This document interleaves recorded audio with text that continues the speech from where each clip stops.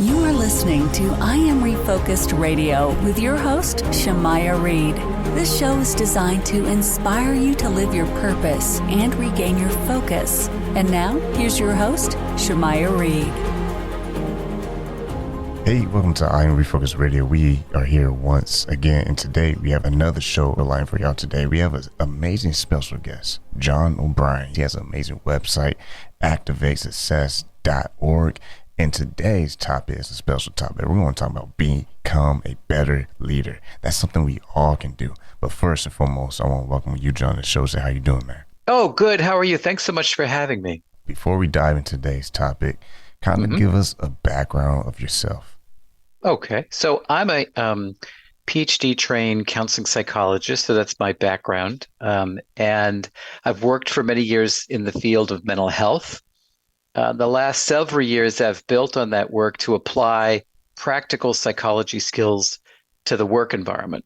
So I've gotten trained as an executive coach and a health and wellness coach. And my specialty area specifically is about executive wellness, which is kind of broadly defined, meaning both wellness for the leader as an individual, but also how that provides a foundation for then creating wellness within the organization. So that's a little bit about me and my work. When you decided to launch Activate Success, your website, your organization, what was the key point where it's like, you know what, this is something that's in need that I can do for a community? What inspired you to go ahead and take that step? Yeah, that's a great question. So, sort of two things. One is that I had personal experience with an executive who unfortunately didn't do the greatest job of paying attention to self-care. My dad, who growing up, he was in a very stressful work environment and ultimately had a major heart attack at the age of 49, where he was not able to work after that and died very young. So growing up, I saw in him the effects of really significant workplace stress that was, not well managed and that was overwhelming. So that's sort of what prompted me to go into the field of psychology, I think, and to try to help people, manage their stress and their symptoms differently. But I think more recently, building on that, it was, working in one-to-one psychotherapy with many people in business and leaders and recognizing the stresses that they were under and how you can only do so much with individuals, that I wanted to try to apply these same principles to leaders. And then also more broadly, I work with teams to sort of make hopefully more of an impact on the organization, because you can change an individual, but if the organization doesn't change, it's probably not going to help the individual in the longer term. And with your organization, Activate Success, you have multiple services that you provide. If you don't mind, share the audience some of the different services and what they all entail. Sure. Okay. Yeah, happily. So people can find me at activatesuccess.org. So I provide both one-to-one coaching as well as team coaching. That both, sometimes, one-to-one is what works best, and sometimes there are ways in which a team wants to function more effectively. Or, unfortunately, sometimes it's also that a team has had some significant problems in the dynamics within their group. And so I've been brought in to try to help to sort through those dynamics and help people kind of reframe things and move forward. I do work doing leadership assessments. I'm a big lover of data. So I really feel like that science-based assessments can provide people with a great deal of information about themselves and about, where their strengths and areas of challenge may be. So I do that work. Finally, I also do a lot of speaking, both trainings as well as keynote addresses on topics related to, a wide variety of things for the workplace, but to include things like emotional intelligence, leadership effectiveness, and incivility. And speaking of emotional intelligence, for someone who may not be aware of that terminology, explain to the audience, what does that mean and how do we get better at that? Yeah, absolutely. Absolutely. So Emotional intelligence has to do with the ability to kind of perceive, interpret, evaluate, and use emotions to both kind of communicate with and relate to other people effectively. And it's got four key components to it. The first is self-awareness. That's kind of the foundation that nothing else is going to really matter if we don't have the ability to be aware of ourselves, both internally as well as the impact we have on others. So that's one kind of pillar. Building on that is the idea of self-management, which is being able to regulate our reactivity in situations and to act, not react, and learning how to do that. The third area is social awareness, or really could just briefly be described as empathy, being able to put yourself in someone else's shoes and see things from their perspective, even if it's not the way that you see things. And that's, I think, important for leaders. And then finally, relationship management, which is about, once you're aware of yourself, you've regulated yourself, you have some empathy for what your team or colleagues might be going through. It's to figure out how to effectively lead them or how to effectively manage some of the challenges that they're facing. So those are the kind of the four key components of emotional intelligence. And I would just also add that there are some authors who say that for someone to be an effective business leader, the concept of emotional intelligence and developing skills around emotional intelligence, or what's called EQ, is, if not equally important or more important than IQ, or kind of intellectual intelligence. So there's a lot that's been written, and if any members of your audience have not heard about emotional intelligence, I would encourage them to go examine some of the books by, for example, Daniel Goleman, or if they Google emotional intelligence, they can find out some useful information. Once again, listen to On Refocus Radio, talking to our guest, John O'Brien. He is a Ph.D. level trained counseling psychologist, by the way. You attended the Society of Counseling Psychology, APA Division 17. How important is for someone with your level to have that such educational background? Well, I mean, I first do want to say that I think, each of us brings to a situation our own life experiences. So, that I always like to say that there's, education is useful, but in addition, people can get life experience a variety of ways. So I say that by way of introduction, just to say that, I have this background, but that doesn't mean that I feel like I'm better than other people. I just have this experience to draw on. But, we draw on a variety of things. But I do think that to be advising people about psychological principles, I do think it's important to have the depth of knowledge to draw upon. That depending upon what someone is dealing with in a work environment, how deep that knowledge needs to be is going to vary. So I'm not saying that you you have to hire me. Well, maybe I should say that. No, it's not saying someone has to have this depth of knowledge. But I think, especially when it comes to more complicated situations or to remedial coaching for someone that's really had significant problems in the workplace, I think you probably want to try to seek out someone who has a depth of skills around the specific, problem that someone's dealing with. Exactly. And that's what I'm getting at. You are very well rounded with your education and your life experience. And when you're coaching for executive wellness and you're helping your clients, do you have an example of someone who really gave you some great feedback on just basically the results of working with you? Sure. So I'm thinking of one person in particular that I worked with, who was and is still an executive who was highly successful in the actual work, but in his personal life was coping in significantly unhealthy ways that would lead him to not take enough breaks during the day. He was just working all the time. His sleep was really dysregulated. He was really sleep deprived.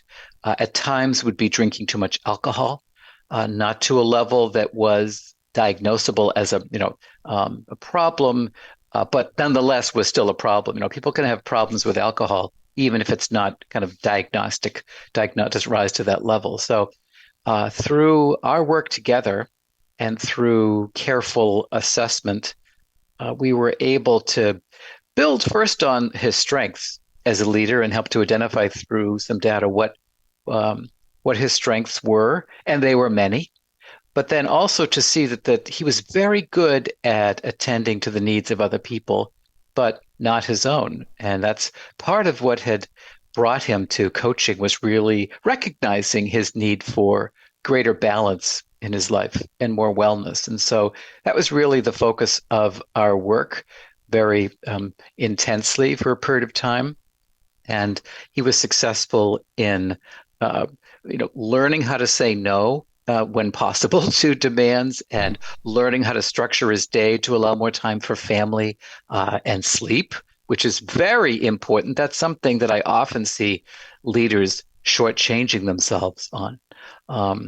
And certainly grew in his awareness of the use of alcohol, which is very much interwoven in many work environments, that some heavier use of alcohol becomes the norm. And he was able to have a different relationship with alcohol, where it didn't require him to stop, or again, it wasn't rising to the level of an addiction, but it was just so much so that it was interfering in his life. So that, I think, was very useful guidance for him. And in fact, this is someone I still see now on a much less frequent basis, but to provide ongoing support.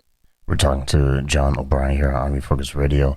When you are helping people create those strategies, right, to help them move forward and have tangible actions to follow up with those principles, how does the system look like when you're helping an individual?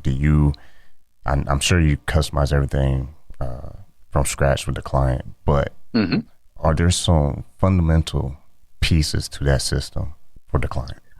Yeah. Well, I think understanding where people are at when they come to coaching. I mean, part of that is what the reason is for coaching. Most people who come to me willingly and interested in working on themselves and working on change. I have also had the experience of working with people who are sent to me for remedial coaching because of some problem in the work environment.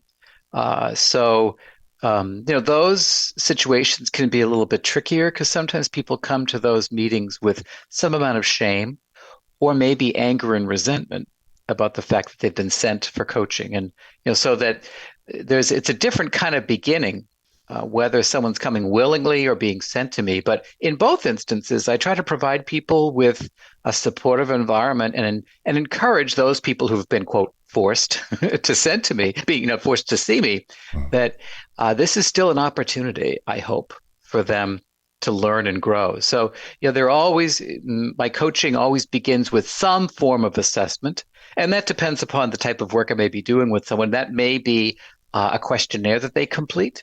I usually do that with everybody who I coach. But then in some instances, it also incorporates the use of kind of scientifically grounded measures like the Hogan assessment. So that having done that, we then look at all the information. We might also do, depending upon what level the leader is at, maybe they have team members who report to them and colleagues. And so sometimes a 360 assessment is beneficial to get kind of anonymous feedback to them about what their strengths are according to colleagues and direct reports, and what they can work on. Then looking at all that data, we try to come up with picking maybe 2 or 3 things perhaps that they want to work on, and then break those down. I mean, what the overarching goal is, but then very clear, specific objectives about what is it specifically they want to see. What describable behavior change do they want to see in themselves? Because if you don't really have that, it's then hard to measure if coaching is going to be effective. So that would be the way that I would proceed to with a client to kind of structure things around goals. Once again, you listen to Omni Focus Radio, talking to our guest, John O'Brien, and you go to his website, activatesuccess.org. When it comes to today's topic that we're exploring, become a better leader, leads up to this question. When it comes to stress management, what are some different kinds of stresses that people have to deal with and that you have recognized working with clients? Let's see. Well, I think that there are the demands that people face these days of needing to do more with less, whether that's less resources, specifically fewer people. Many businesses that I go into personally, you can just see that they're shorthanded for a variety of reasons. And so I think that's creating significant stress for, employees, frontline workers, especially, and then also for customers who, when we're customers, we're not always patient. I try to be patient myself, but people are not always patient. And so I think that the frustrations people feel around, not having to do more with less and not having enough resources, whether that's personnel or money to run the business. So there's that. There's kind of the logistics of running the business that can be difficult. Then there's the interpersonal environment that people are in, and I say to everybody that I work with, I've said it through the pandemic, and I even still say it now, that, no one is functioning at their best. Yeah. I always like to throw in the caveat, except for me. Of course, I'm functioning perfectly. No, not me too. Me too. I'll admit that. Nobody's functioning at their best right now. And there's a lot of pent-up frustration and anger in our culture. Yeah. And so people are out there kind of dumping their bags of anger, figuratively speaking, on others in a wide variety of contexts. That's the key. I'm sorry? So they've been holding on to it for a while too. So the wrong person comes along and boom. Yes. And maybe it's not even the wrong person. It's just the next person who comes along and says, hi. and that, they become the target for the person. So there's a lot of anger, I think, out there that people are dealing with. And I guess the last thing I would say too is that, in the pandemic, we were all, in lockdown, and, many of us ate too much, drank too much, didn't exercise enough. The average American put on, do you want to guess how many pounds the average American put on during the pandemic? Maybe 40. Well, very good. So it was 29 pounds. Oh, wow. The average woman put on 22 pounds, and the average man put on, I think it was 37 pounds. So we put on a lot of weight. People were drinking. If alcohol sales were up 40%. So now, as things kind of rebalance, people have to try to unlearn those unhealthy behaviors. So those are the stresses that I see most prominently. Listen to Omni Focus Radio, talking to our guest, John O'Brien. You can go to his website, activatesuccess.org. Now, when someone listens to this podcast and they're like, okay, this is awesome stuff, but what can I do when I take my headphones off? What's some of the basic things I can do right now, even before I visit John? Great question. Well, I think I would encourage people to first, think about some of the concepts that we're talking about on this podcast today, and kind of take an opportunity to sit down. It's hard to find time often for people, but maybe try to think about this when they're commuting um, on, public transportation, or, maybe when they're driving, as long as they can do that and drive safely. But just to take a minute to reflect on, okay, do they consider their areas of strength? What's going well in their life? And what are their areas of challenge? That's good. Or, what are the areas of their lives that maybe people need to think about? Okay, this has gotten out of balance. So that, I think, would be the first thing that I'd suggest, is just try to do a good amount of self-assessment. And then, whether or not someone, wants to come visit me, which I'd be happy to have. But in addition, I would suggest, think about, sometimes, especially as we're coming up upon the new year, when people think about behavior change around New Year's and New Year's resolutions, um, people often set unrealistically high goals for themselves Mhm. and then end up not being able to meet them, and then feeling badly about themselves and sort of shoving that away for another year until New Year's comes again. So I would encourage people, if you recognize the areas of challenge that you have, start by just focusing on one thing, focus only on one thing. And, let's take the example of people, New Year's resolution, I'm going to exercise. And so often in the clients, people I work with, they'll say, I'm going to go to the gym, I'm going to go 5 days a week.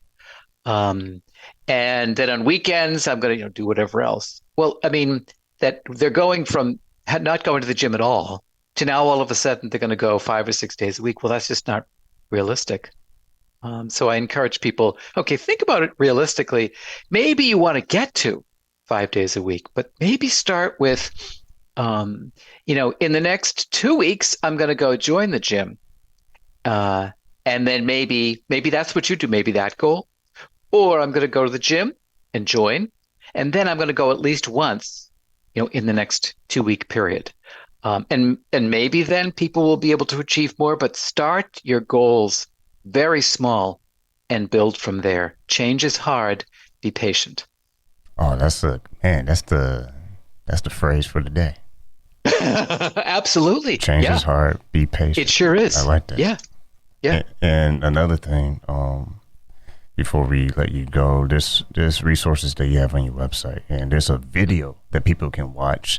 Is about 4-step mindfulness. If you could give us a little teaser of what that video is all about. Absolutely, sure.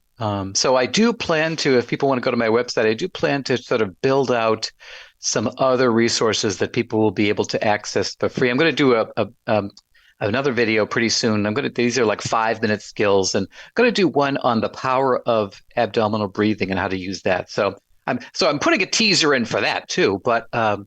the 4-step mindfulness is a strategy that people can use. If we think about mindfulness, it's awareness of the internal world of our thoughts and feelings, and the outer world of actions and perception. So it's an internal and external awareness. And so this 4-step mindfulness is a strategy that people can use to regulate their behavior in situations by when they recognize that they've been triggered into a negative emotion. How can they first stop themselves, and identify, this feeling I'm having or this situation I'm in has been problematic for me. So that stop, that's the first step. Breathe, which, just simply means, when possible, just take a few slow, deep breaths. It doesn't mean you have to go off for 5 minutes and do all kinds of abdominal breathing, but just take a couple of breaths to settle yourself, and then reflect.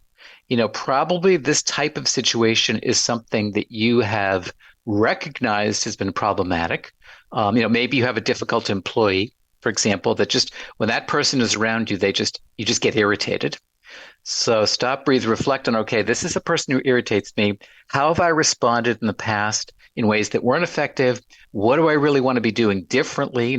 Reflect on the situation, what you've done in the past, what you want to do in the future, and then choose. That's the last stage, which is really about recognizing that you have the potential to act, not react in situations. And so if you can choose to engage skillfully with behaviors and how you can change your behaviors to stop, breathe, reflect, and choose. And again, people can hear me talk a little bit more about that in the video. That can provide a real foundation for people being able to implement behavior change. And I will say to that, that's the keys to activate success. Because, like you said, I like the part of reflect and choose. Yeah. Because sometimes we don't reflect. We just, like you said, we just react to the situation. Exactly. And I had people on the show who said some amazing points about, think of it this way. There's much more life beyond this temporary problem. Yep. The problem is we stay with the problem as if it can't be fixed. Right, absolutely. Or we make the problem way more than it is. Exactly. In like 2 weeks or 2 months or 2 years, are we really going to remember this situation? And the answer is probably not. Once again, listen, I'm Refocus Radio, talking to our guest, John O'Brien. If you're ready to take action today, go visit his website after the show, activatesuccess.org. Tons of content. There's blogs. He's going to have more additional resources pretty soon, but he has a video you can watch. He has a lot of things you can tap into right before you decide to work with him. Call to action. Someone listening right now and they're ready to work with you. What's the next step? The next step would be to go to my website. You can, again, activatesuccess.org. You'll see there's a link in there for if you want to contact me to get a free consultation about your interest in coaching. There's also another button for, again, anybody who may be interested in having me speak to a group. So, and I guess what I would also suggest is, I'd be happy to work with any and all who may wish to come see me, and we can talk about whether I'm the right person. But I would also say and encourage people to think about what it is that they want through coaching, what they want to develop, and think about what type of coach is going to be most effective for them to accomplish their goals. And that may be me, that may be someone else. But again, I'm certainly happy to have people contact me to see if it would be possible for me to be of help to them. Become a better leader. Talking to our guest, John O'Brien. Go visit his website. Don't wait. All right. Don't put off, tomorrow or next year. Do it today. ActivateSuccess.org. Get ready to activate your own success. I want to say thank you, John O'Brien, for taking time in your schedule to talk to Refocus Radio.